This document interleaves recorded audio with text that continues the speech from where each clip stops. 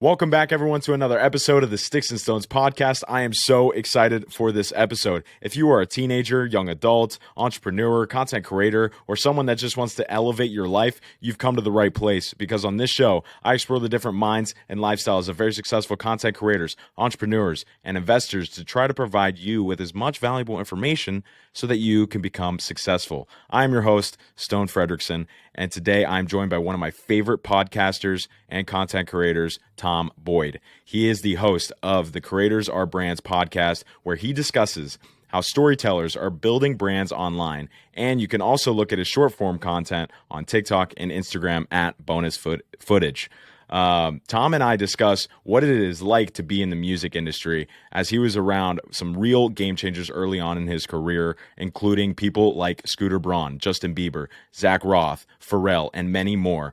But we also hammer down the importance and the opportunity of the creator economy, how he is building his brand as a storyteller, and discuss all of the tips and tricks when it comes to building a relationship vehicle like your own podcast. Super excited to have him on, as I listen to his show all the time. I watch his content, and I've learned a lot from what he has to offer.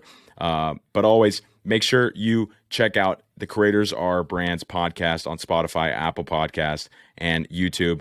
And also check out his short form content, which is amazing. It's on TikTok and Instagram, like I just said, at bonus footage. And lastly, make sure you subscribe to this podcast. Sauce me a nice 5-star rating on whatever platform you're listening on, and follow all my socials using the links down in the description. Thank you guys so much for tuning in, and I hope you enjoy. I first just want to start off with your story and informing the audience in on who you are, what you've done, and also informing them on the music industry that you were in, and around when you were around the top game changers. I mean, so kind of just inform the audience on that. And yeah, thank you for coming on.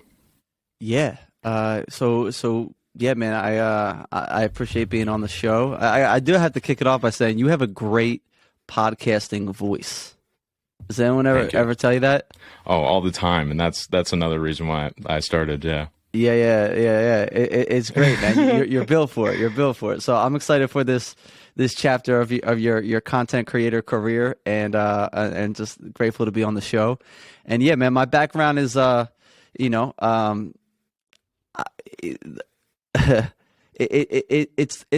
think everyone's creator story is like, people have like an unconventional path to like figure out like what their positioning is and like what they care about as creators. And mine kind of started in college when I wasn't that hype about what I was in school studying for. I was confused. I was in college because I just like, it was sold to me that like that's the next step. That's the route to go. Like that is the best thing. But I just never felt fantastic about it. And I just was like, oh, I'll figure it out eventually. Like this major thing will make sense. And like, it just never fully clicked with me. And as a result, I started, getting after it a little bit, enjoying college probably just as much as the average college kid that but definitely participating in like the extracurriculars of college, but had no focus, I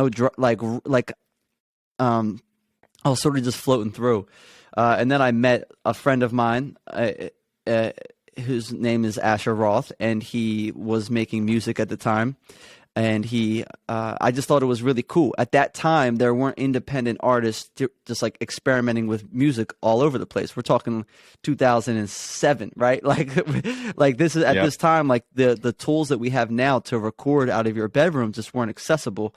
So for me to meet someone that was like putting his ideas out there was like really cool to me. And I just admired like the courage around, him just making his own stuff. So I started just like, showing up a little bit more, helping him out with some of the projects. Then I started selling his mixtapes for him, driving to the studio, and he started to see me as this like guy that could help promote his music, because like when you're the artist, you don't want to promote it. You look too salesy, too pushy, right? But if you have a right-hand man that's helping you to push it, kind of like you kind of complements each other. And I had no shame with that. I'm a super extroverted social guy, and like sometimes it's a little too much, but I embrace who I am. And I wouldn't say it's too much, but like sometimes I can get excited about stuff. So for me, I'm like, yo, people need to hear this, and I like no one's talking about it, so I'm gonna tell people about it. So I started doing that in the immediate circles.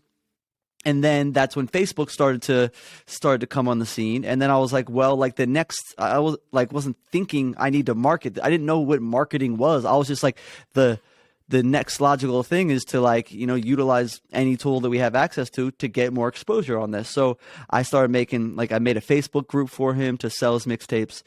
And then I started filming behind the scenes, and we were just posting little clips to YouTube. And in the process, a guy named Bruun, who some people might know nowadays, came across one of his MySpace and then came across his YouTube clip, him rapping in the basement, and then found the Facebook group, called me to try to get in touch with this guy. And this was before Justin Bieber. He was trying to find an artist, trying to break through in the industry. He talked to me, and I thought it was the cops. I hung up on him. He called back, and he said, "This is the most important phone call of your boy's career." So I was like, that's really ballsy. I ended up running across the street. Asher lived across the street. I gave Asher the phone. And there's a lot that goes in between the story. I'm kind of giving you like the high-level cliff notes. Love it. 6 to 8 months later, we moved down to Atlanta, Georgia, to be a mile away from Scooter.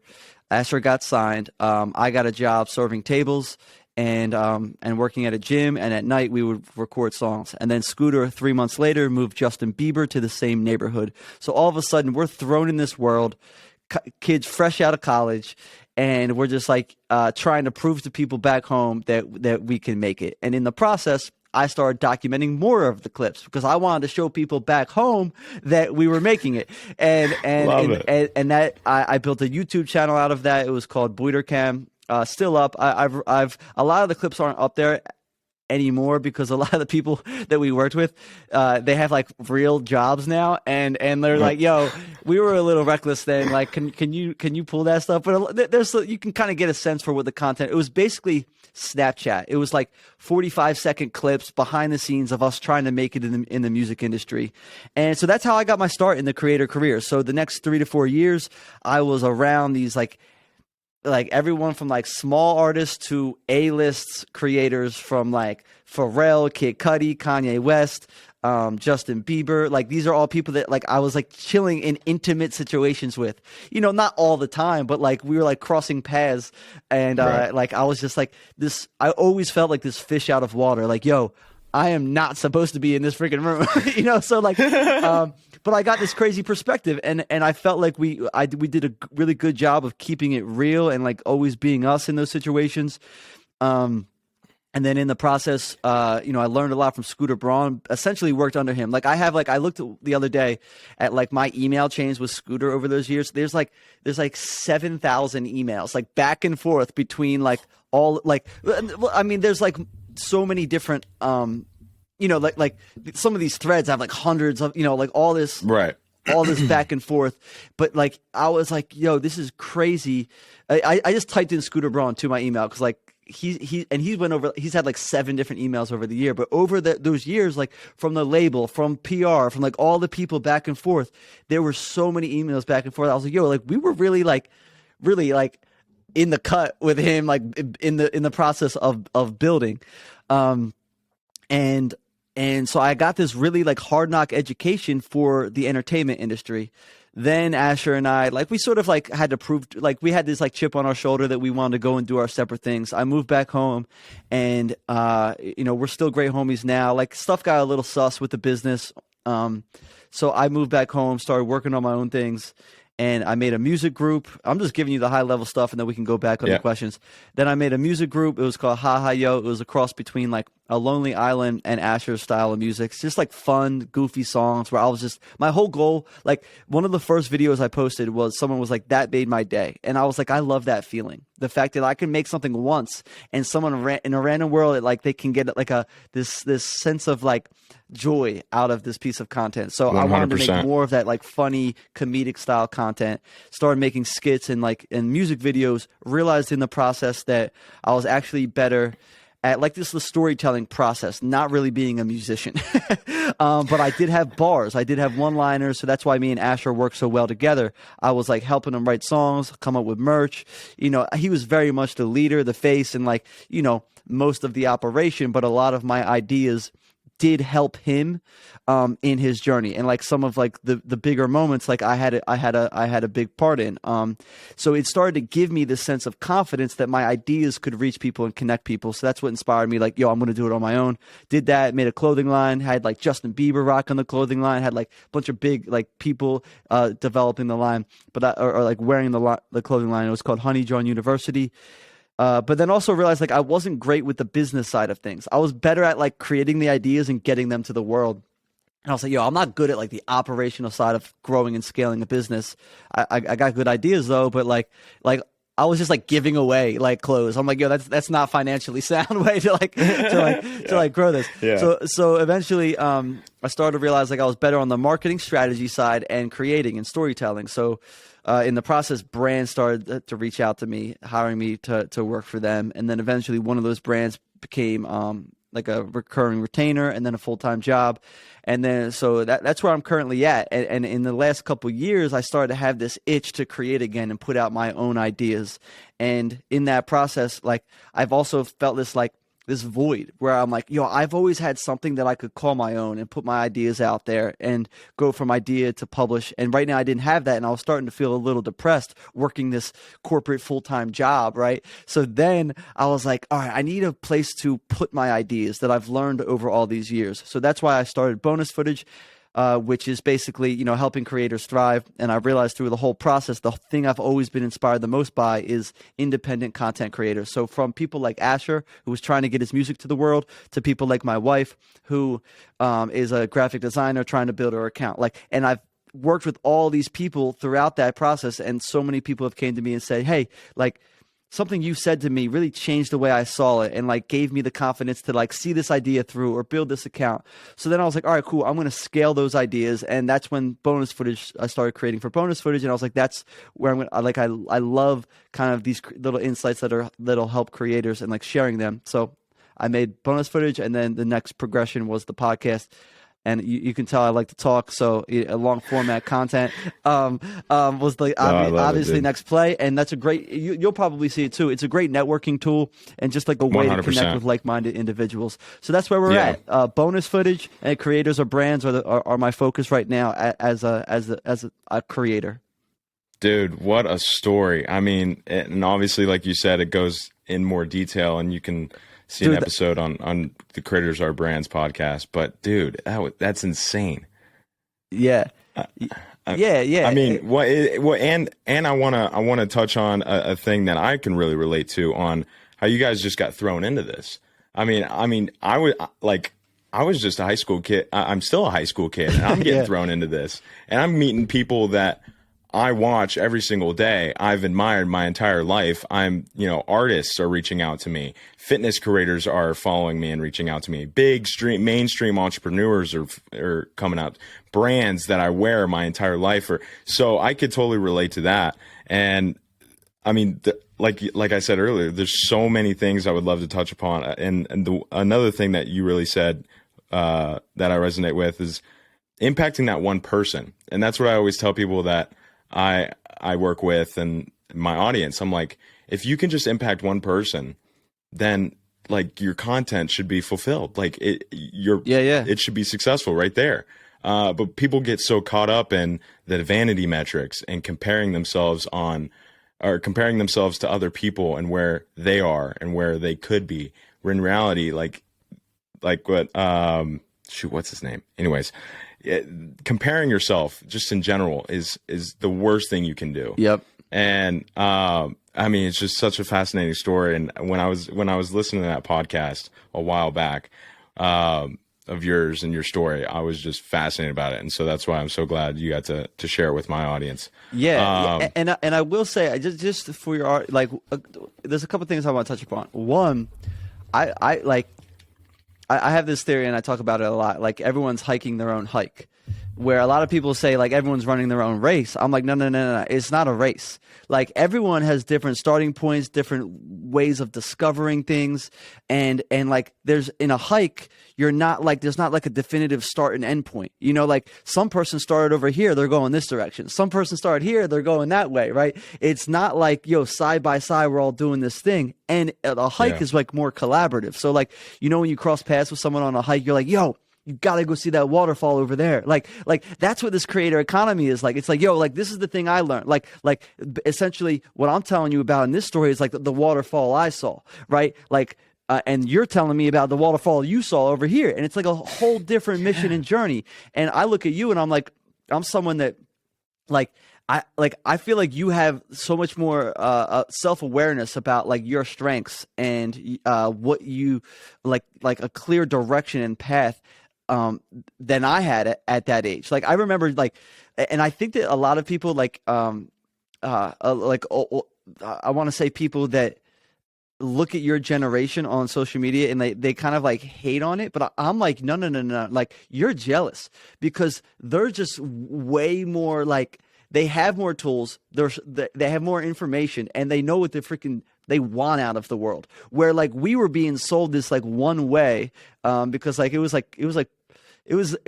I'm kind of dating myself, but like it was very much pre like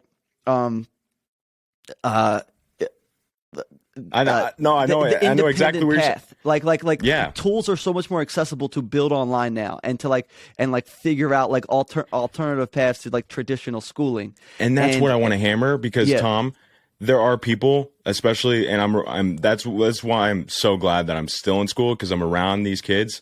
Kids still don't understand that they can do all these things, that you can become a creator and make a living out of you doing the things that you love.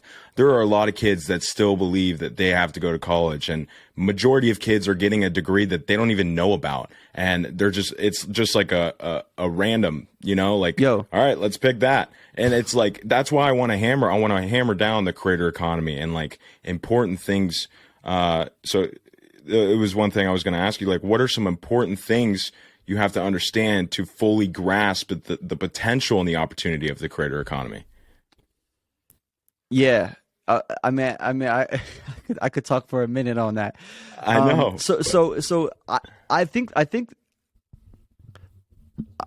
the perspective that I have is that, when I was working with Asher, we had to go through, at the beginning, traditional gatekeepers. Like we had to go through Scooter and the label and all the traditional routes to get there. And, like to get a studio session, it was like $500 an hour. Like it was crazy just to get your idea. And then like you had to pay to get that mixed, mastered. And there were so many steps to get one idea to the world. Now, someone you see it on TikTok all the time. You see it on YouTube. You see like these people can have an idea at 7:30 a.m. Think of that thing, create a video for it, within 2 to 3 hours, put it out to the world. Then that thing can potentially blow up or reach a lot of people. Then they see, okay, then I can make that a full idea. Then I can make that a full song and video. And then that blows up. Then you build an album around it. And like you can do it in this like very approachable, affordable, iterative way that you couldn't do even 10 years ago. And all the tools are at our fingertips. And the thing that I've realized too, and that's kind of why I'm so passionate about bonus footage. So like the tools are everywhere. Like there are people making,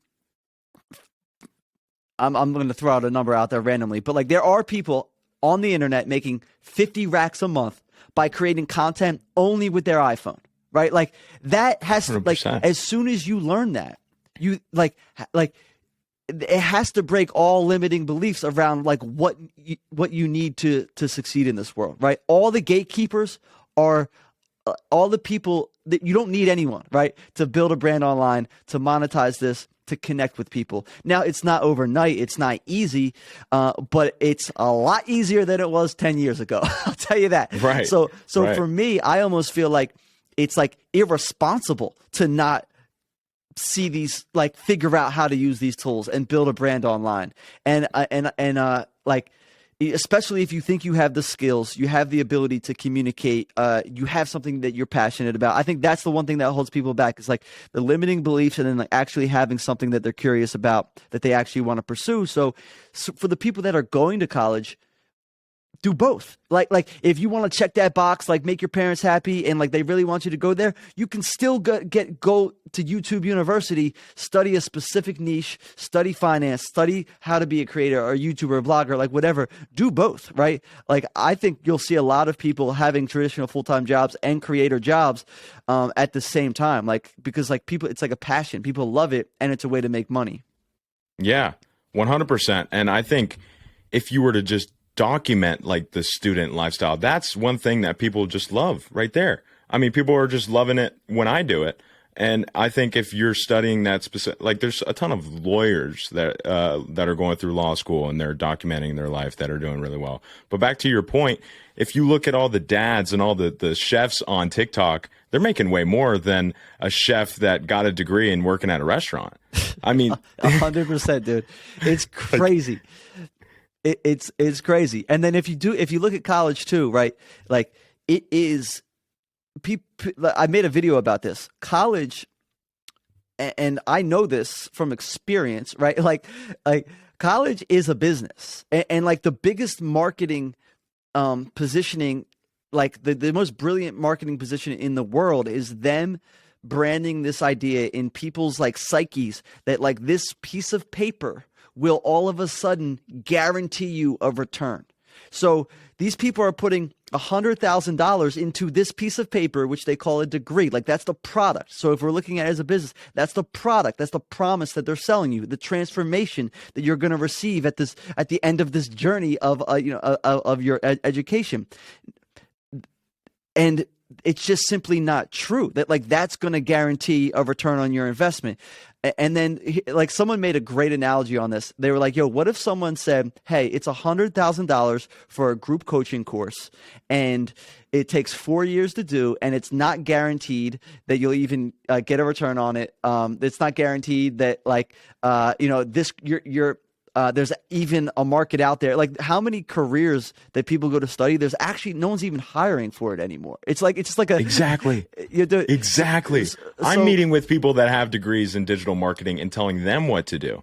Bro, every single day. Like, dude, education isn't memorization. Education is learning. Right. And so education is doing, right? Because the real learning comes from doing. Like you're getting your hands dirty. You've made hundreds of videos, and every single one of them, you're learning more than someone that's sitting in a class learning a textbook about marketing that was written 10 years ago. Like, are you out of your mind? Like, how in the world are people still like falling for this? Like, and there's some careers, obviously, but like business, marketing, creative paths, like all of them, like, you do not need a degree. So this is what I would do if I would do differently. And I have a son now, and I think about this. I think about this critically. Like, what would I want him to do? And I would rather just give him like $10,000 to invest in exploring for a year when he's 19. Like, yo, put this money into something. All you gotta do is give it back to me. I don't really care what you do, right? Like, all you gotta do is give this back to me in 4 years. Like, and if he spends a year where he's like, yeah, I really want to go down this path. So what I would say is spend that year. So if you want to go the traditional route in college, I would say spend 3 months with 3 different people in 3 different professions. So say you want to be a physical therapist, spend 3 months like talking to that physical therapist. Is he happy? What does his family look like? Like, what is his day-to-day lifestyle? Like, explore that. Then explore another 3 months. Then explore, like do 3 different careers. Like if you're really thinking about, because like at the end of the day, the college is meant to be an investment, and you want to get a return on that investment. So people put all of this money down on something that they're not confident that they even want to do. It doesn't make sense. Like imagine Shark Tank imagine Shark Tank, like sitting there, and every time they put money on something, they're looking for a return on that. And imagine them looking at like the actual numbers around the return on investment from college. And they would be like, "Oh, I'm not doing that deal. That makes no sense." Yeah. So I would say spend that year exploring, right? And pick like a couple things that like pique your curiosity, and you might find like in the process, like the same way I was exploring music, and then I realized like, oh, I'm more like being a storyteller and not a musician. But I had to go the musician route to figure out like my strengths. So I was getting my hands dirty in the process doing the thing, and as a result of that experience, I got the insights to be able to like realize like, okay, this is what I'm good at, this is what I'm not good Exactly. at. But you can't do that sitting in a classroom. You simply can't. 100%. 100%. And I totally agree with you. If you're going to, especially if you're going to college for like entrepreneurship or business, I would rather take that money and start your own business. And even if you were to fail, those experiences would be way more invaluable. And Facts. like, and like you said, I mean, I just lost my train of thought. Yeah, I hit 10 subjects. It's okay. No, it's totally right. And if you were to just do and take that money and invest it into yourself and build experience. a YouTube channel. Yes, exactly. Yeah. And another thing that really opened the door for me is when you go and do something, that might not be the final thing. Like when you open that door, that might not be and it's probably not going to be your true passion, but it's going to lead to another door. And then it's going to lead to a staircase to another door and to another door. And then that might be it. Exactly. But you don't know unless you start and you go and you open that first door. Yeah. And what I would say is I think it is important to, like, once you open that door, give it like 3 months, right? Where it's like, okay, I'm really going to give this like its moment to explore. Some you might, if you're super intuitive and self-aware, you might be able to like turn out of that door very quickly. Like I wasn't at that age, but like I would say put the blinders on. Like I always say, like I think it's cool to like I call it like creator sprints. So be like, okay, I'm going to give a YouTube channel 3 months to explore, and I'm going to pick one topic. I'm going to make videos on this for 3 months, and in the process, you'll learn a lot about like, one, do you want to do that? And two, like what you're good at as a creator, whether it's like, on camera, whether it's behind the camera, maybe it's like you like to do animation, like you're like, just figure that out, but give it a good 3 months to get that, like, because like you can't like trying to make a rash decision around that. You just won't have enough like field experience to inform the next move. So like go in on that for 3 months, create like a fun creator sprint side project. It could be with a friend too. Like maybe it's like, yo, we want to throw a concert on campus, right? And that takes 3 months to build. So the marketing around that, selling tickets, getting the artist, you'll get all of this real world experience that you can then apply to anything that you do, right? Because like 100%. You have to do the cold email outreach, you'll have to do the marketing, like you'll get your hands dirty, and maybe you can even tell your professor like, yo, you want to do that as your project for your class, but like so it's win-win. But don't wait, and it's not like that degree is not a guarantee. I have a full-time job at a $1 billion company. They have never asked me for my degree. You know what they saw? They saw a music video of me with my shirt off running around on the beach like with my homies. Right? like that's what they saw. And then they saw my Instagram. They never asked me for a college degree. They wanted to see that I could like what my style of thinking was, how I created. And based on that, like they hired me. It wasn't I still to this day, I don't know if they know I even went to college. and like that's crazy to think about. That's crazy to think about. Well, I'm not anti-college. I'm anti-college if you're not 100% sure of it. Like if you I agree with that. Know you want to go there and there's a specific lane that you want to get into, I'm jealous of you. Like that's not what I felt, but I think there's a lot of people on the edge and they end up getting into debt that they didn't necessarily need to be in. So then you have 100%. Less freedom, time freedom after it, because you have to get that job now and you can explore other ways. So I would say, sorry, I'm going on a rant, dude. I love this topic. I do too. If you want the college experience too, why don't you just go to that college town, get a bartending job, and build your business on the side? So then you can go and meet people in college, right? Yeah, and then that's literally what I'm planning on. Like, I'm not going to college, but I might get a house like right next to ASU and live with a couple guys. Yo, and bro, boom. That's what you do. That's 100% what you. I like. We had people that did that. Like I remember there was one of my roommates did that, and I was like, what's he doing? Like he's such a goof. Like he's not going. Like, but then I realized like, oh, that's actually kind of brilliant. Now I'm thinking about it.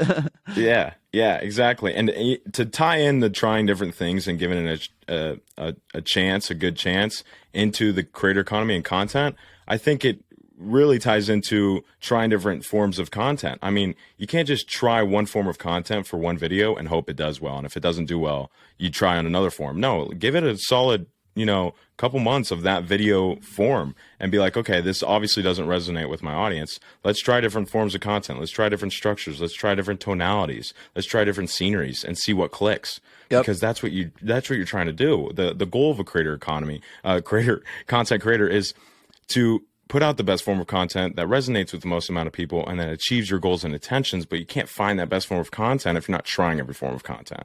Totally. And so that's the biggest thing. And one thing I loved about your content is, which is something I'm trying, which is something I'm trying to do right now, is that you would make these strategies for other entrepreneurs, for actors, Will Smith, Emma Chamberlain, and you'd get people to hire you, in the comments. And I'm trying to work with the Nelk Boys right now. I don't know if you've seen those, but I see a huge opportunity for the Nelk Boys on TikTok, and they're not taking advantage of it.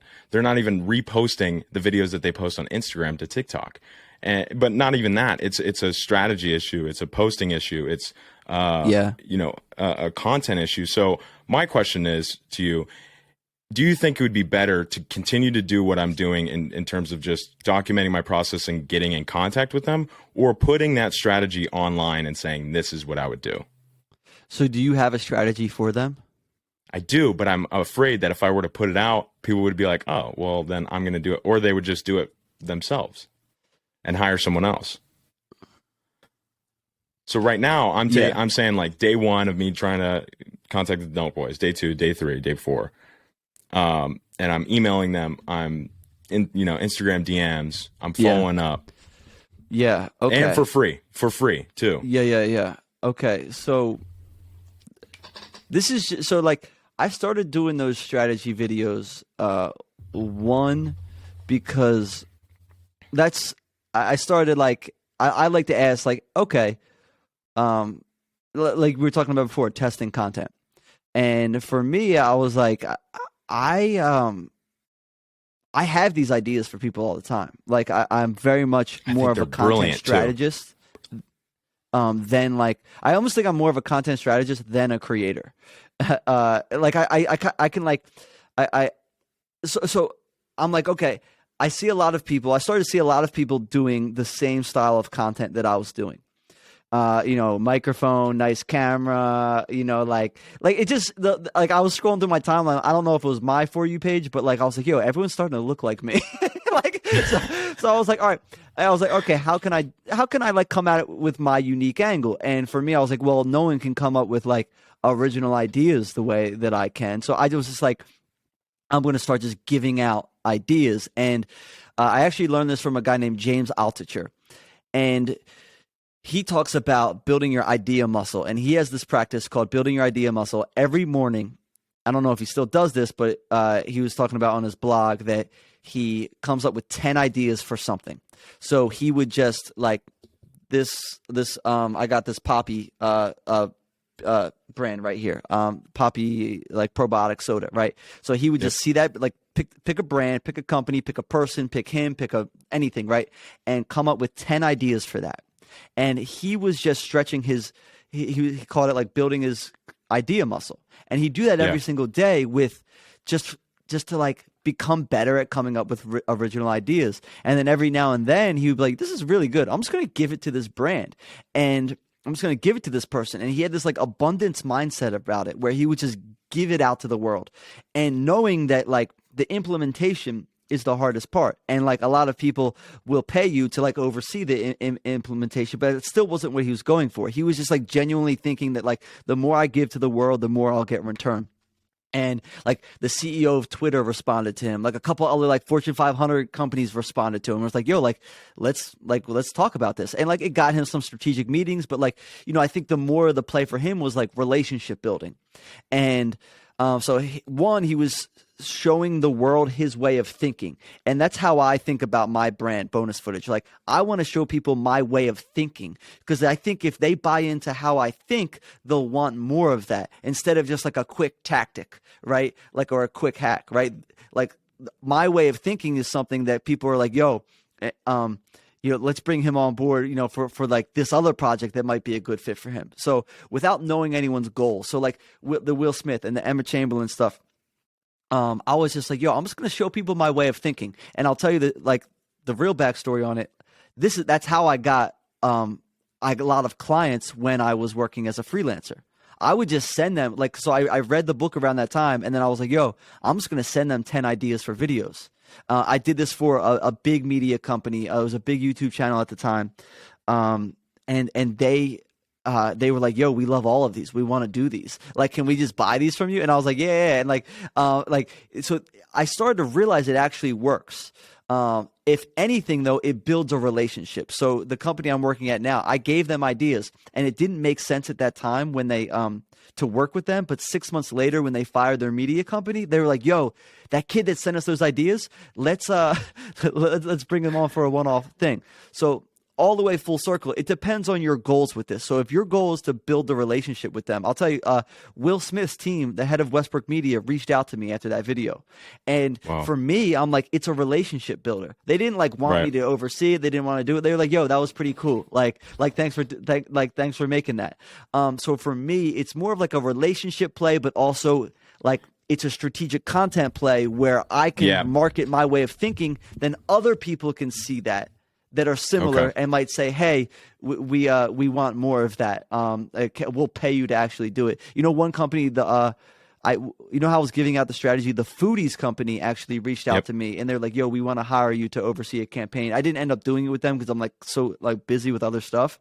But I'm like, yo, I gave you the idea. You don't need me to do it. So I don't know. So it depends on your goal. And I think part of me thinks maybe you could give the 30-second idea.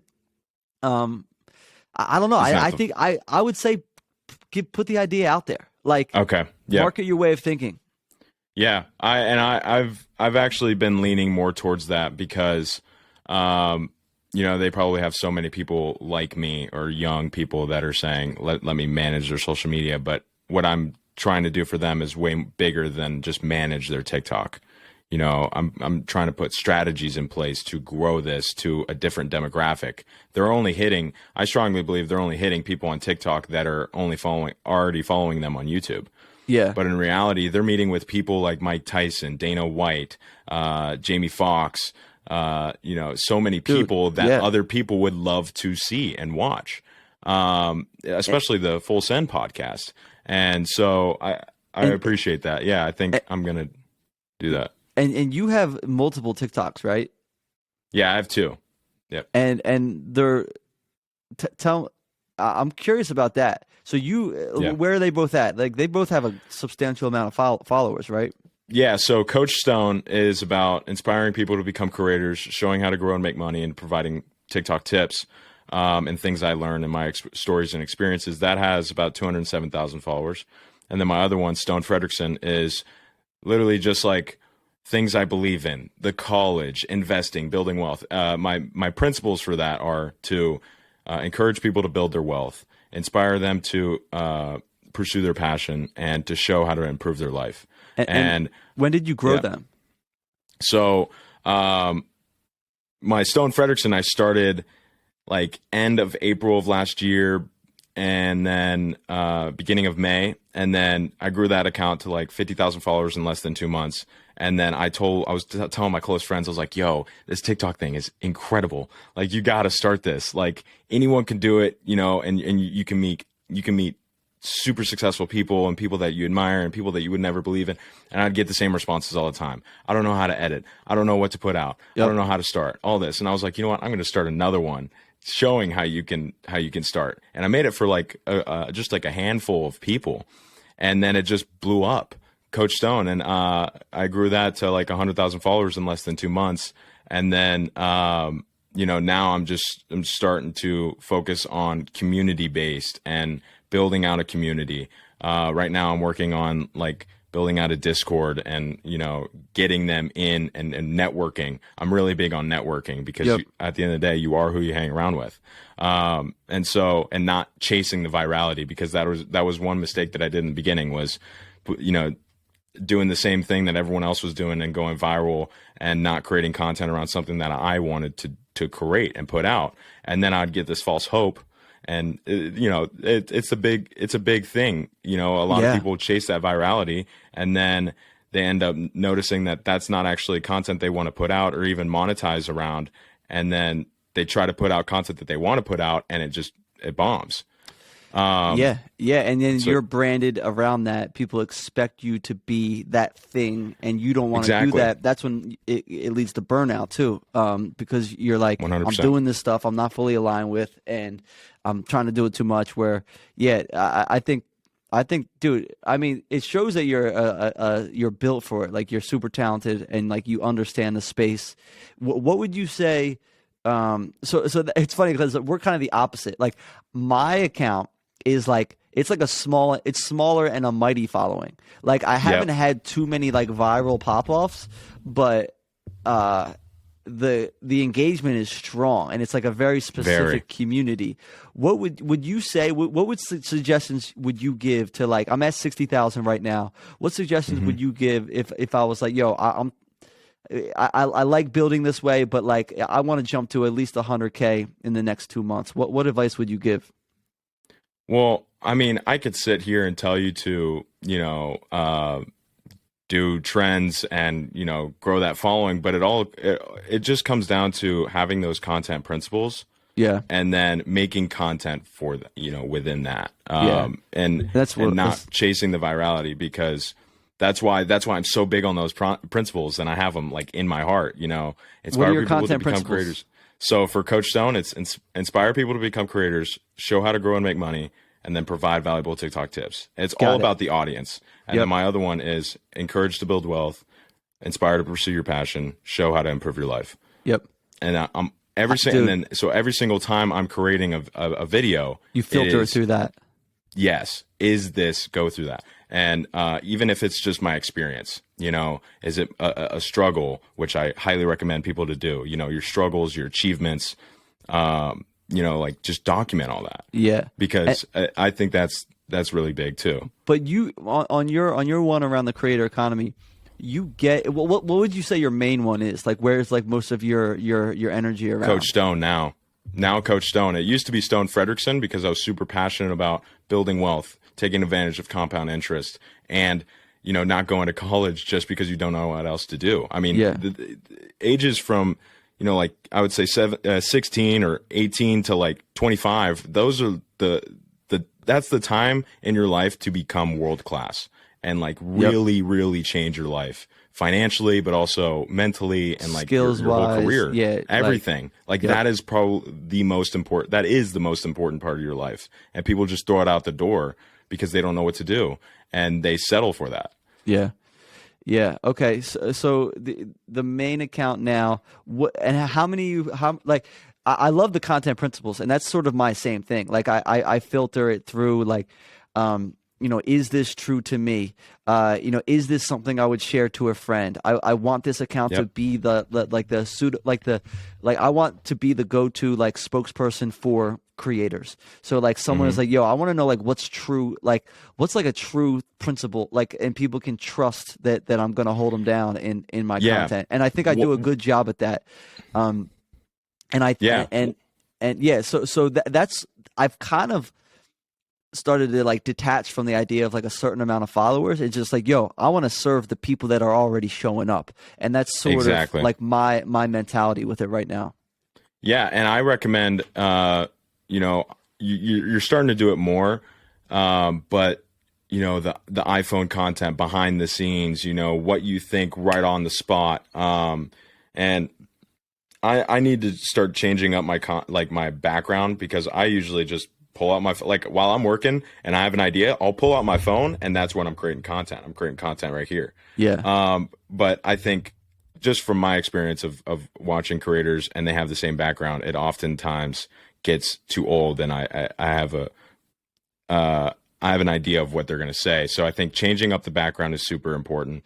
And just, documenting versus creating. We've all heard it. Yeah, right? Yeah. And things that come on right on the spot from you, polarizing takes, and conveying that in the first 1 to 3 seconds. Because, I mean, that's 98% of your video performance. If you don't have a strong, engaging hook, whatever after that you have is pointless because Yep. people just won't get to it. Cool. So the more polarizing if you want to grow. I mean, the number one reason why people aren't growing is because they're not polarizing out. They're not showcasing their unique point of view on things and their unique opinions. Yeah.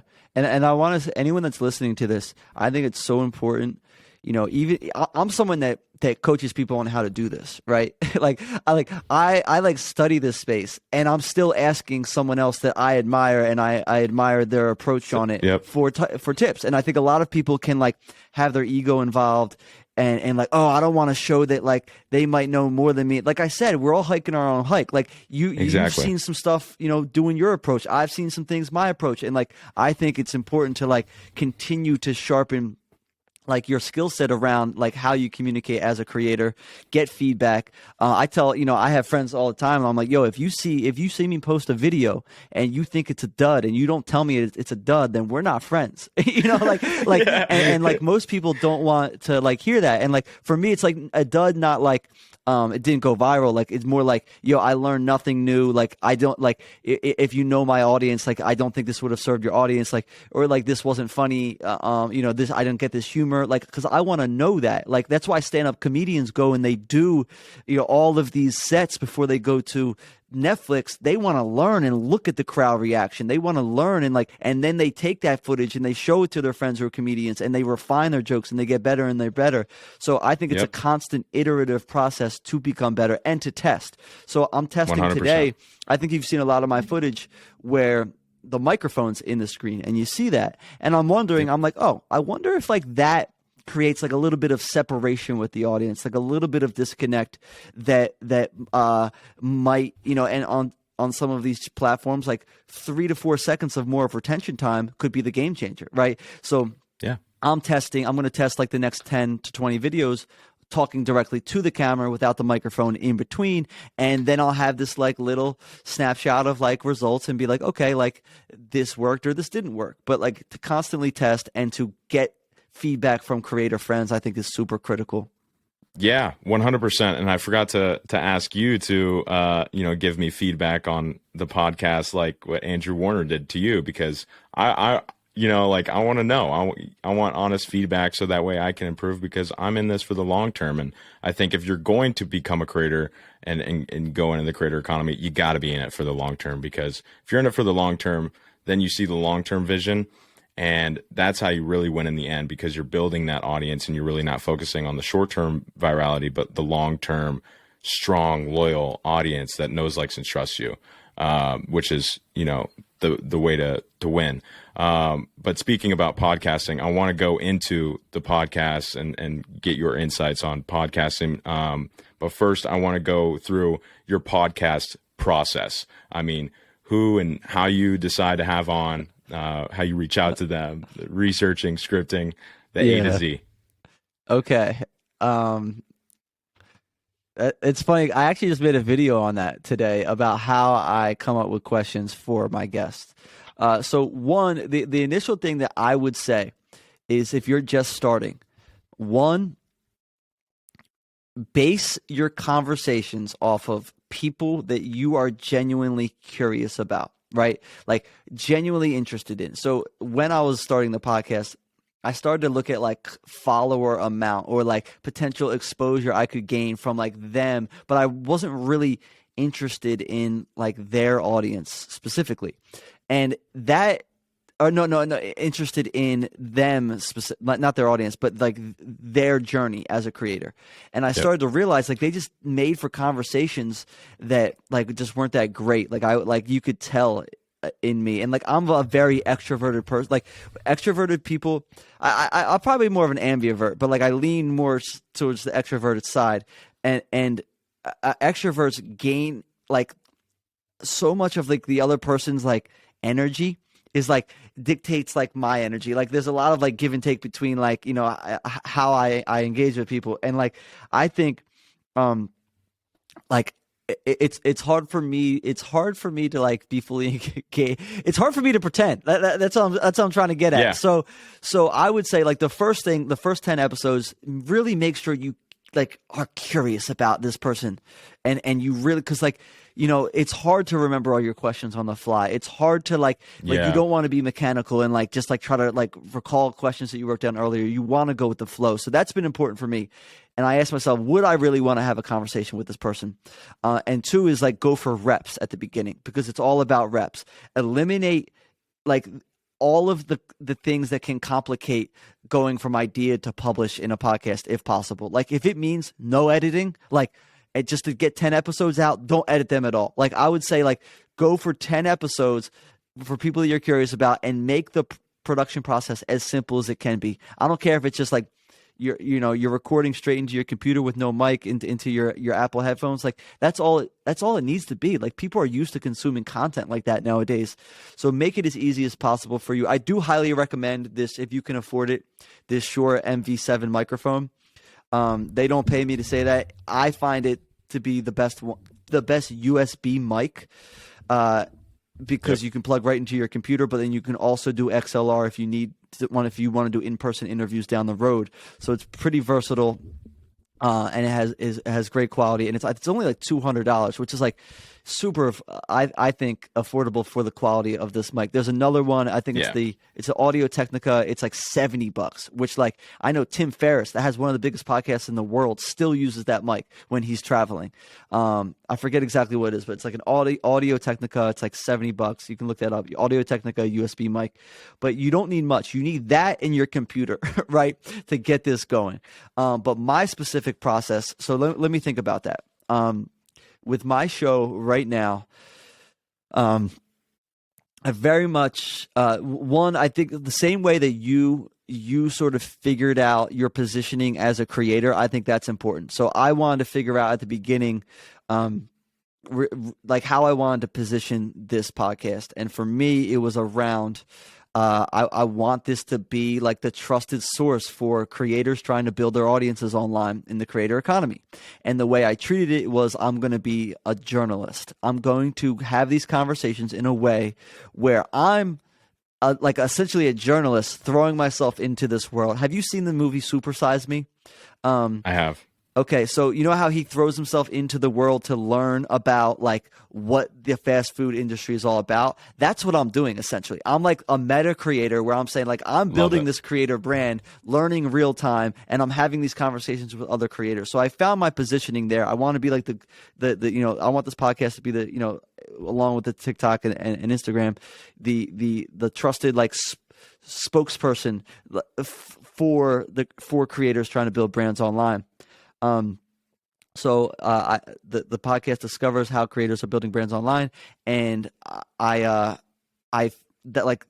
positioning was so important. I created a podcast 4 or 5 years ago, and I was like, I'm just going to interview people that are cool. But then like I got no traction with that because I was just like interviewing random people. There was no real rhyme or reason. There was no like audience that was like gaining value on it, because like, you're interviewing people from all over the place. Like it makes no sense to me. So like finding that positioning is important at the beginning, I believe, for your podcast, because then it starts, you get this like really cool word of mouth effect from it. So like the more of the similar type creators are on it, the more they share, and then the more people DM you to be on the show, and like people know exactly who it's for. Then actually getting people on the show, I did a challenge. So I'm pretty connected in the creator economy, but I took a challenge for the first 10 episodes. I wanted to get people on the show that I had no connection with. So I would, the way I got my first guest was legitimately just building relationships in the DMs. So either TikTok DMs or Instagram DMs. And I just very casually would say like, I would look at what that person is trying to position their brand as. So, JT Barnett, I know he's a mutual friend.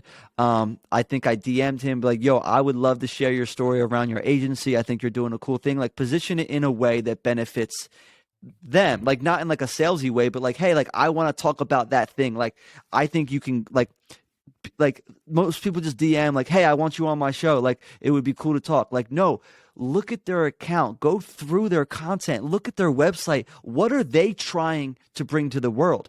Your podcast should help them be a microphone for that. It should help them turn their volume up. Unless like you can position it that way, it's going to be a waste of time for them. So that's a very important thing. Like I would send a DM or even like a voice note on Instagram, and just be like, hey, would love to have a conversation, help inspire people. Like I saw this thing on, I saw that you're pushing your course next month. I would love to go in depth around how you created that and help it get to more eyeballs. And they're like, yeah, like that makes total sense for me, Yeah. So, and I'd say probably like a good amount of the people, the lead gen for guests, the short form content has been a game changer because people follow me. And then like immediately I'm just like, yo, you want to be on the show? Like they've already made the first move.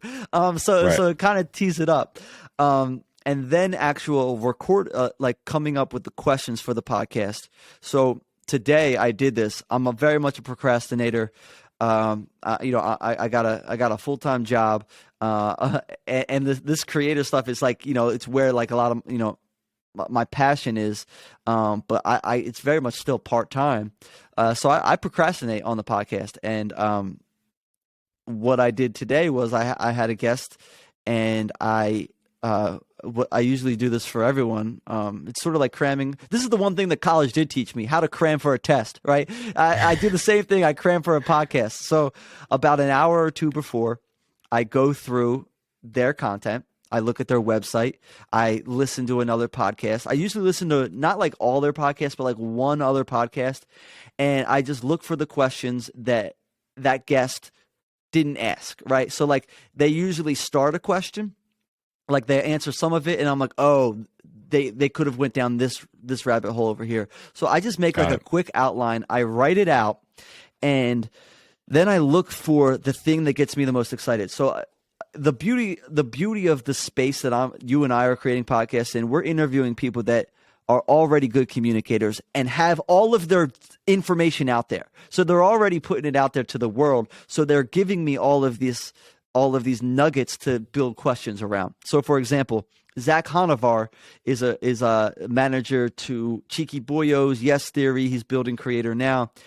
He's a friend of mine. And I was like, what am I going to ask him? So I'm like going through his Twitter, and I'm like, yo, all of these tweets are like thought starters for cool conversations. So I was like, this is how I'm going to structure our podcast.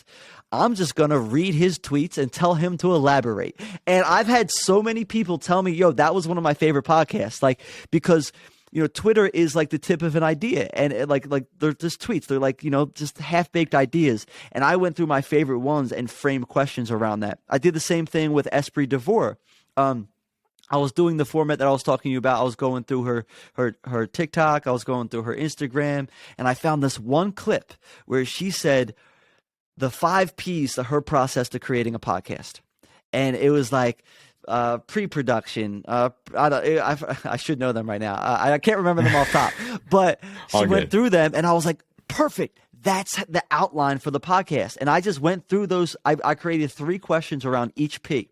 And I like to sort of see it as a transformation. So I like to think, what does my audience, what would they want out of a professional podcaster? Hopefully to feel like they have 3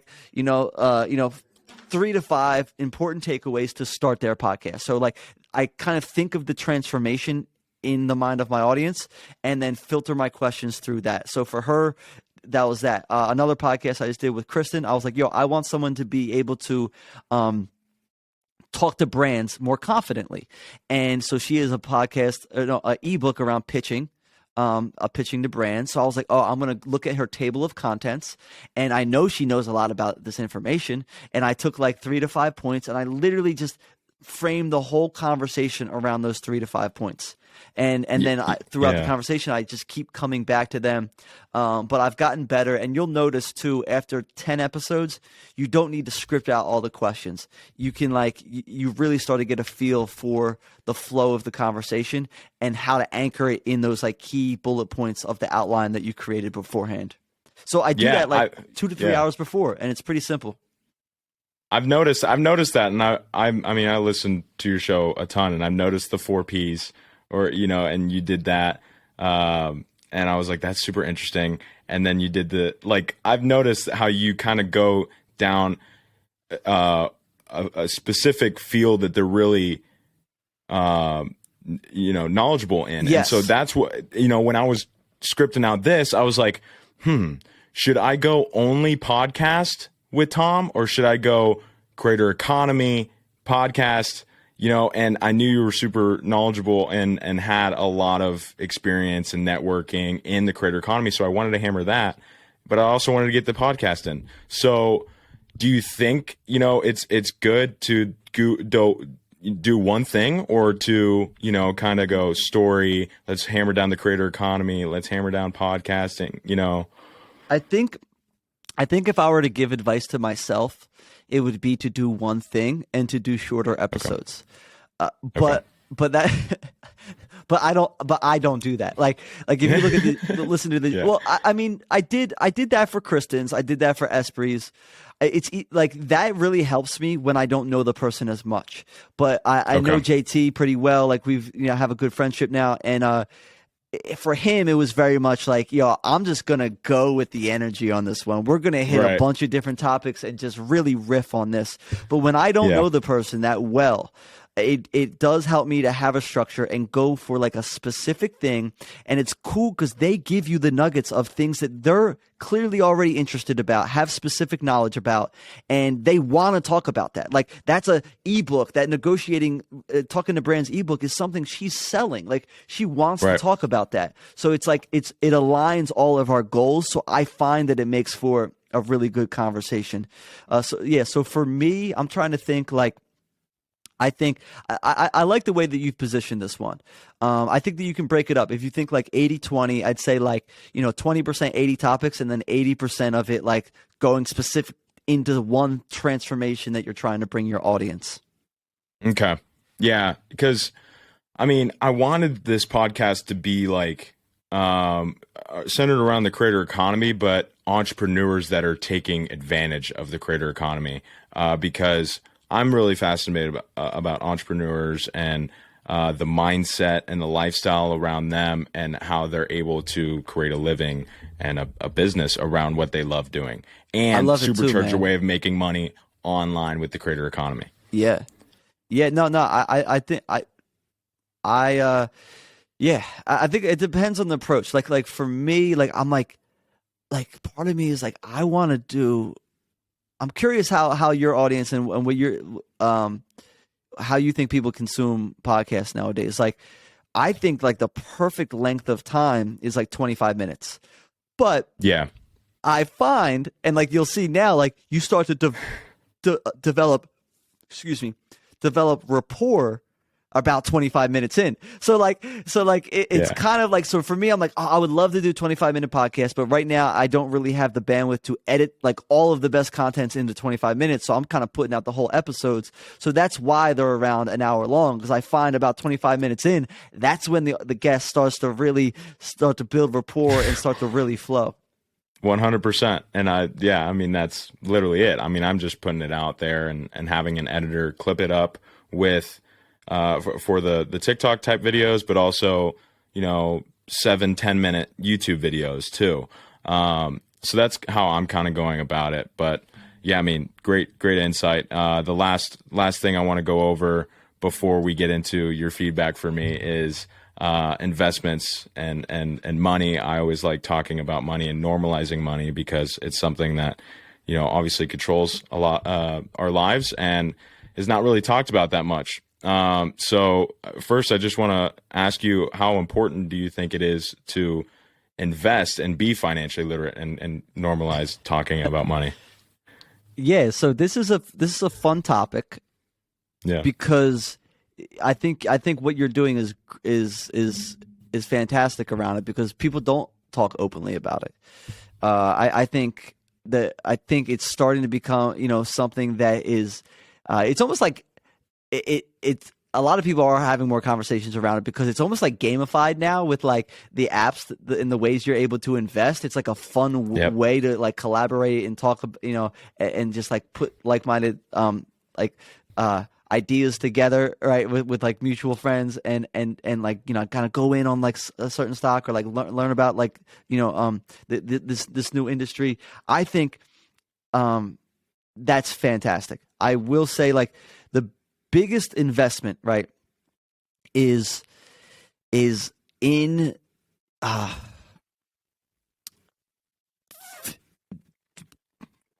like figuring out how to put yourself in a position to uncover your unique strength, your unique abilities, right? Because the world opens up to you once you figure out like what your superpowers are. And everyone has them, and they're all different. And you can't learn them without hiking your own hike, like going through the jungle and exploring, right? So I think like all money, time, like all of like that's the once you figure out how do you align, and then you align your time and your decision and your business and your career direction around putting them in practice. Like for me, like there's a couple ways to do this. Like one is like very just like getting your hands dirty, taking on projects, and then the other way is like there's something called strategic coach online, where it's just like essentially like it helps you find like your unique abilities, and it's like, I don't know, for me, I found it to be really empowering. Like it put words to like what I naturally like already knew, but then I could like start to think about like just how to allocate my time and how to how I can show up with teams in my day job, on the creator job, and like how to think about my brand as a whole. So that's one thing. Like figure out your superpower as early as possible, and I think you've done a great job of doing that. And I think the content you're creating is doing that. Now, talking about money, I would say, like, money is it's really energy, right? It's that like we've given it value, and I'm still wrapping my head around the concept because I grew up in a world where it was just like. It was we didn't talk about money. It wasn't like part of our like no one knew how much people were making. Like it was always like there was a bit of a bit of a mindset like with at least the people that I knew that people that made a lot of money were a bit what's the word I'm looking for here? Slick, a bit, on money didn't come with like the best intentions. Like if you had money, you were automatically this type of like you took advantage of someone. Like you must have gotten it, you must have gotten lucky, or you must have done it in this like evil way, right? Took advantage of people. And I'm starting to realize now that's just not the case. I think people that just don't have a lot of money, they sometimes can rationalize because they see people with money and they get a little jealous and envious. So they rationalize like, but he's not a good person. Oh, but this, but that. It's like a yeah, but situation. But there's a lot of people that don't get the attention because they're not, the people running schemes on people and scamming people. Like there's a lot of people doing great things with money, empowering people, creating businesses that are creating sustainable jobs. Like, and no one seems to highlight them when they're talking trash on people with money. So I started to realize that I had a lot of limiting beliefs around making money. And as a creative person, we naturally want the world to see us and like our work. So as a freelancer, when I was working with brands, I would want to give the brand every reason to like me. Like it wasn't about the thing, like, cause like as creative people, we want to be seen and accepted.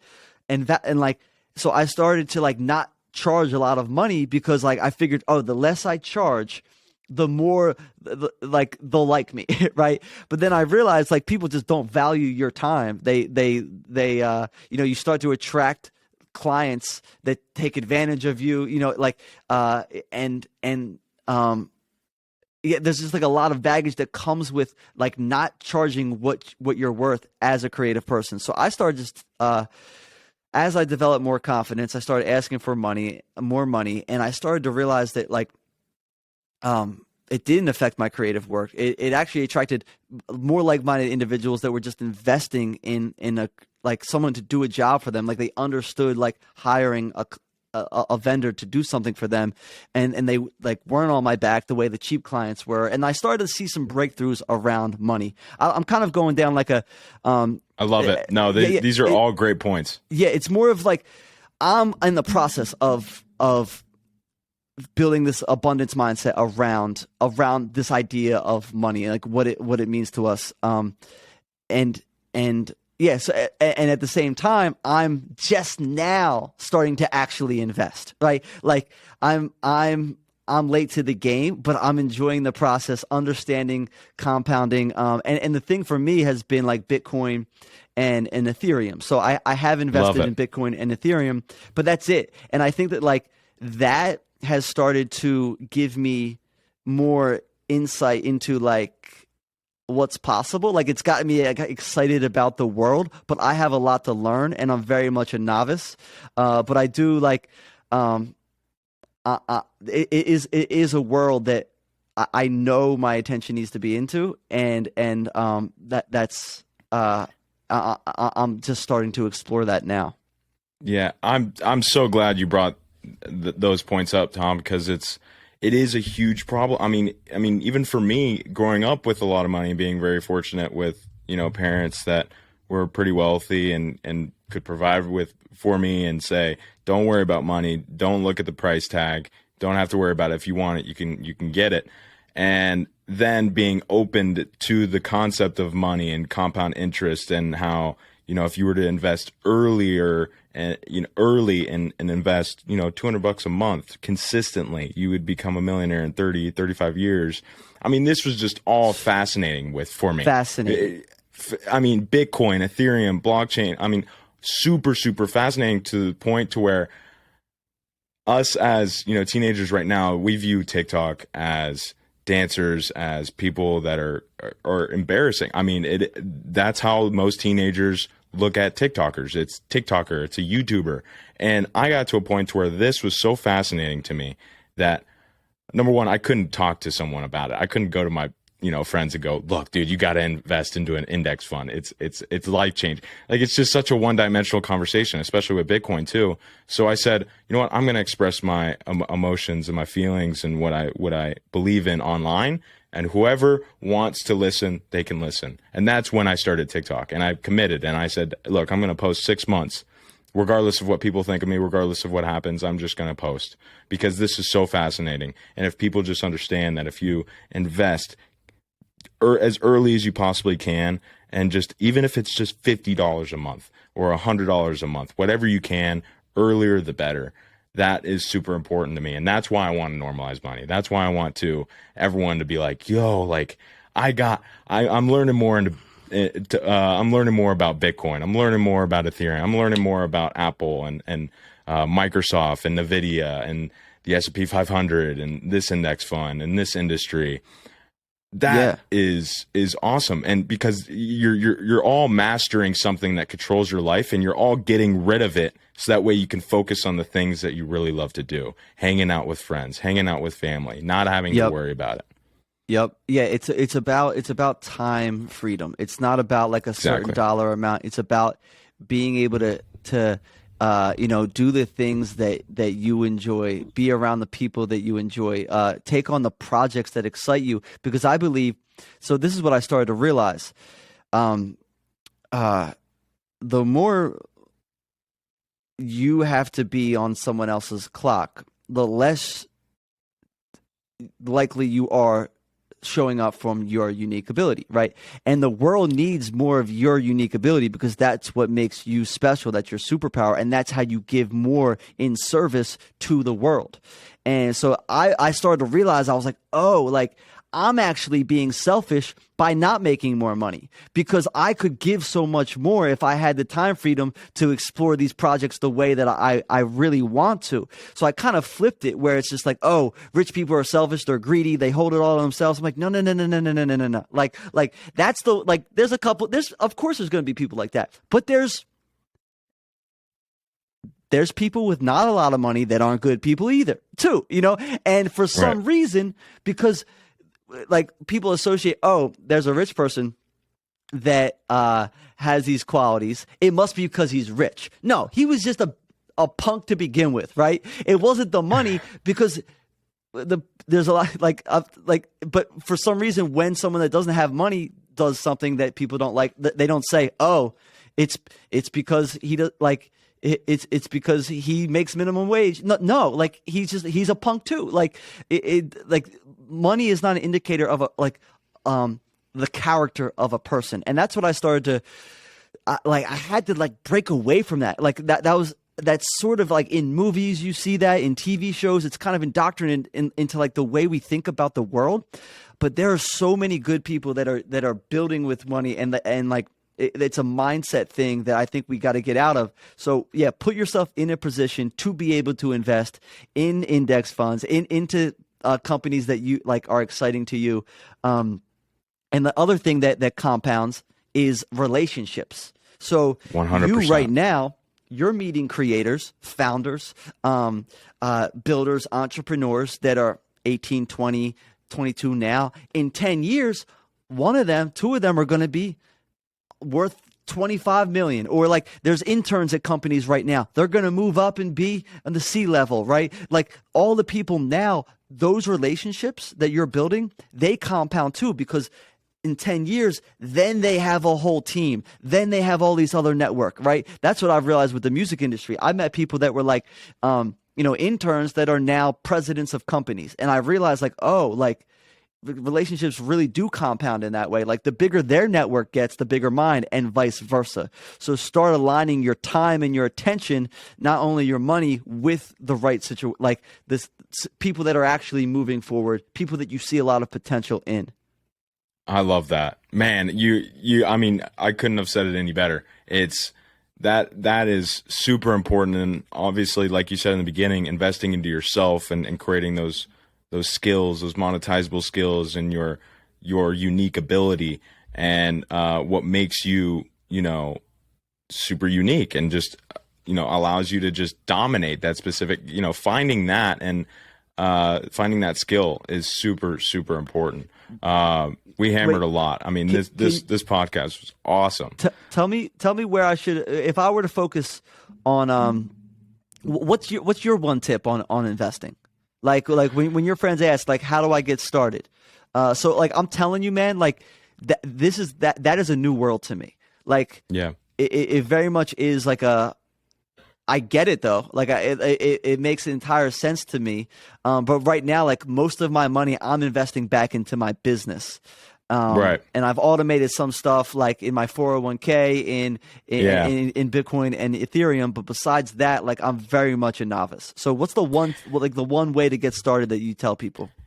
Yeah, I always say, well, first off, it's about your risk tolerance. How much are you willing to risk to gain? But I just tell people like you've already done, automate investing, just put your money in the market, understand that right now, if your money is in your bank account, it is losing value. Yep. If you had $1,000 last year, it would now be worth roughly $940. But if you invested that into the market and gained that 26%, it would be worth like $1,200. That is insane. I always tell people, if you are spending your time to gain money, that money should be in things that will make you more money. Don't spend your earned income on things that won't make you more money. Wealth is just, I think it is a mindset, and financial literacy is knowing where to put your money, like putting your money into assets. If that's your business, if that's someone else's business, if that's someone else as a creator, if that's a cryptocurrency, an NFT, real estate, put it in things that will make you more money. I mean, just think of the general concept of it. Like if you, I always think of a dollar like an army soldier. And I'm putting that soldier out to work to give me a penny that I can put to work to give me, and just put your troops to work to where you no longer have to put any more troops to work because you're gaining so many, to spend those troops. And then it's a little game, and the whole industry complicates it so much. with It all does. these terms, the 401k, the Roth IRA, the Bro. high yield savings account. And that's why I want to dumb it down. Yeah.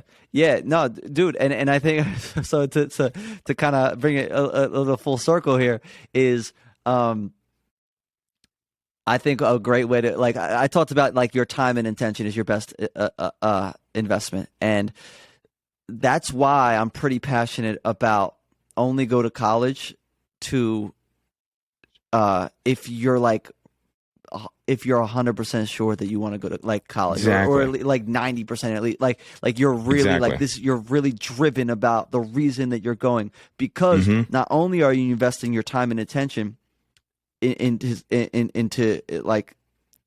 something that might not necessarily get a return on your investment, you're investing your money. So it's hard to invest when you come out and you're $90,000 in debt, and like the best, you don't, like, your money you make has to go into paying that off, not working for you the way that you should be investing. So, like, you know, I got into that trap. A lot of my friends got into that, and then the other thing too is, as a creator, pay everything that you. Every time you work with a brand, every time you make money, factor in the taxes that you're going to have to pay on that too.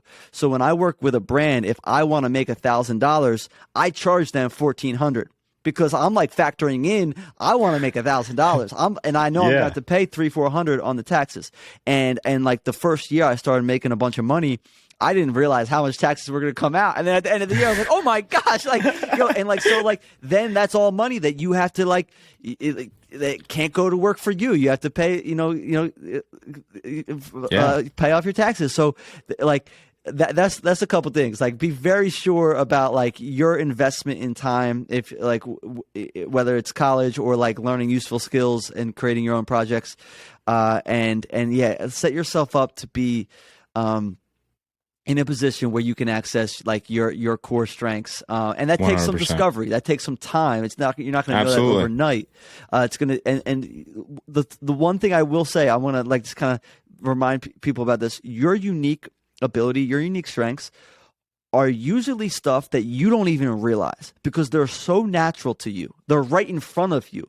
You've always been able to do them, but other people see it. So in conversations, you'll start to notice, like, people say, like, yo, you're good at seeing that. Like, you're a very good saleswoman. Like, you position things in a way where, like, you don't even realize you're selling. You're just, like, naturally good at that. And then once you start to get some of that feedback, start aligning what you're naturally good at and what you enjoy, because then you'll just be unstoppable. Like, it'll feel 100%. like play to you. You'll be nasty at it, and you'll get compensated heavily for it, and then you'll be able to invest. Because you're getting all this money. But yeah, man, this was awesome. I appreciate you having me on the show. Great interview. You have some questions about your performance as a podcaster? Yeah. Give me your honest feedback. Honest feedback. Well, one, you did a great job at getting a guest. I think your guest was on point. No, I will that's agree totally with that. a joke. Like I said, that was my first point in building the podcast. Don't just go to people that have a big audience. Go to people that you actually want to talk to. And I was assuming that I'm someone that you actually want to talk to. So 100%. You hit that point. Questions. I mean, I like the direction it went. You let me ramble and be me, which was cool. I felt like you went the natural direction of the conversation. I mean, would it be a cop out to say I don't have any feedback here? Let's go. I'm trying to think. What elements of the pod? Like, nothing's jumping out. Is there anything specific questions you have around? Like, I mean, like, right now, I'm doing what you said not too long ago, is just put my head down and focus on reps. Yeah. I guess my one question would be, if I'm doing 30, 40 reps, right, and after that I see no growth, what should I focus on after that?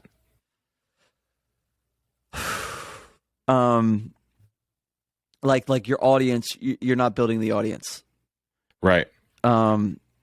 What should you do after that? So I'm in the audience building phase of the podcast. Like I did the reps. Okay. And I realized that I have product market fit. Like I see the DMs of people like paragraphs long saying like, yo, something you said on this episode has changed the way like I'm like, okay, that's proving product market fit for me. So now I'm going into building the actual like the audience around it. So I think the next step for me is building a community around podcast listeners and like offering more sources there. That's one thing. I'm trying to hire someone or partner with someone to help me manage that. The other thing I would say is, you know the space so well, is to double down on clips.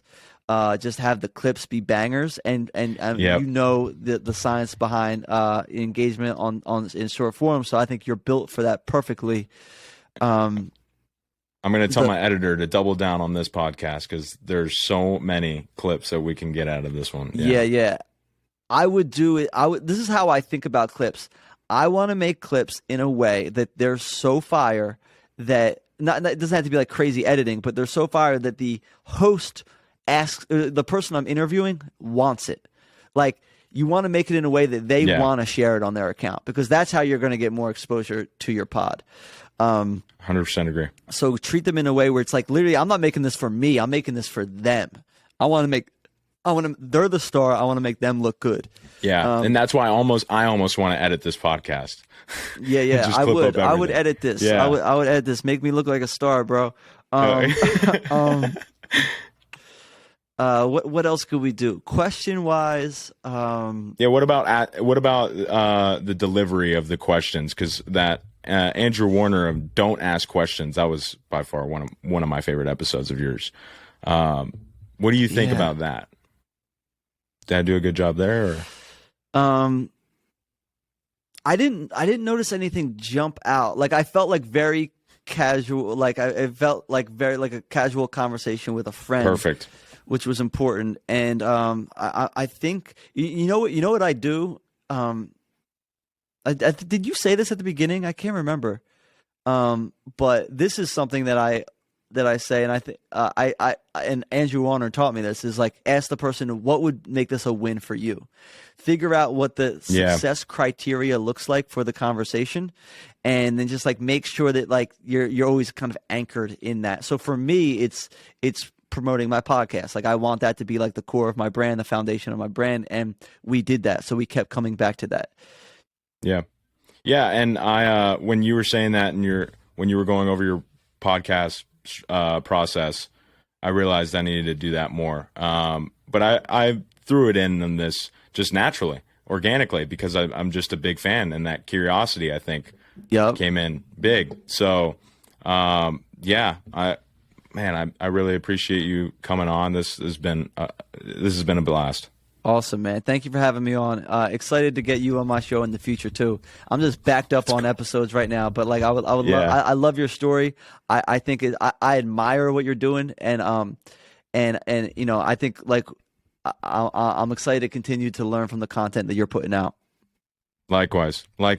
So, Tom, thank you so much for coming on. Thank you guys so much for listening, watching. Make sure you subscribe to the podcast on either Apple Podcasts or Spotify. Rate it 5 stars. No, and go listen to my podcast too. Creators Are Brands. You gotta go check out Tom and Creators Are Brands. It's a fire podcast. But you know, share it with everyone you know. Also subscribe to the YouTube. Hit the like button. Leave your comments down below. I check those and reply to all those. And if you don't already follow me on TikTok, be sure to check me out at Stone Fredrickson and at Coach Stone. Follow me on Instagram. Add me on LinkedIn. And I'll see you guys in the next episode. Peace. I love it.